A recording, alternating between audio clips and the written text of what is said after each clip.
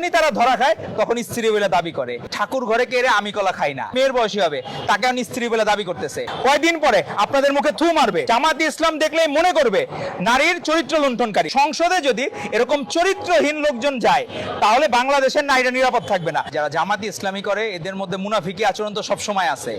এদের ঘটনা হচ্ছে ঠাকুর ঘরে কেড়ে আমি কলা খাই না। এরা যখনই এরকম জায়গায় নিউজ ভাইরাল হয় তারা তখনই ওই মেয়েকে বা যারা আছে তার অনেকটা দেখলাম তার বাচ্চার বয়স হবে বা মেয়ের বয়সী হবে, তাকে আমি স্ত্রী বলে দাবি করতেছে। তো যতক্ষণ না ধরা খায় এরা ততক্ষণ পর্যন্ত ফেরেশতা লেভেলে চলে যায়, আর যখনই তারা ধরা খায় তখন স্ত্রী বলে দাবি করে। তো এই ধরনের মুনাফিকি চরিত্র বাংলাদেশের মানুষ আগেও দেখতে চায় না, এখনো দেখতে চায় না। আমরা অতীতেও বলেছি জামায়াতে ইসলাম যারা এইরকম ধারণ করে তাদের মধ্যে এদের মধ্যে সমস্যা আছে। এদের মুখে মধু অন্তরে বিষ। অন্তরে বিষ না, অন্তরে হচ্ছে খারাপ কাজকর্মে লিপ্ত হওয়ার যে তাদের প্রবণতা।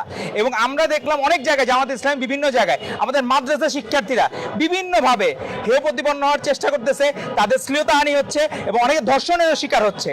তো এই ধরনের যে আচরণ বা বর্বরতা, তো এদের হচ্ছে আমরা অনুরোধ করব, আপনারা যদি ইসলামকে সত্যিকার অর্থে মানেন, আপনাদের তো যখন অনেকে বলা আছে যে আপনারা 4 বিয়ে পর্যন্ত করতে পারবেন, এখন আপনারা 4 বিয়ে করেন কোনো সমস্যা নাই, কিন্তু এরকম অন্যায় অনৈতিক কাজ করেন না। কারণ আপনারা সংসদ সদস্য, একটা নির্বাচনী আসনের প্রতিনিধিত্ব করেন, বাংলাদেশের মানুষ আপনাদেরকে ভোটে নির্বাচিত করে আপনাদেরকে সংসদে পাঠিয়েছে।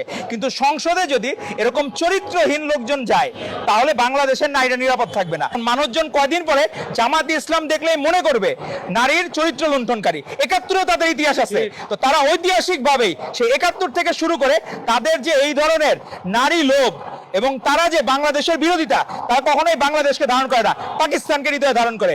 কয়দিন পরে আপনাদের মুখে থু মারবে এবং এই সময় চলে আসছে।